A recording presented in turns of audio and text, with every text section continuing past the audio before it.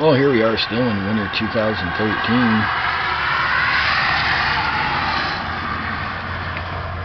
And it's a wet snow.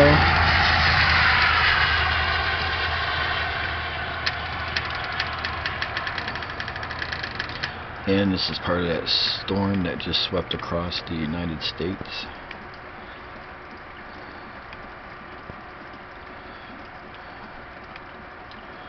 And it's a wet snow, and it is sticking on the ground.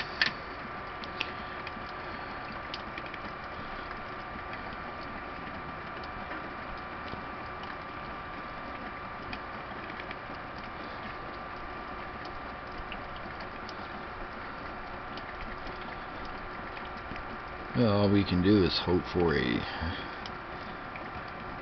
moderate spring and a nice summer. I'll see you next time.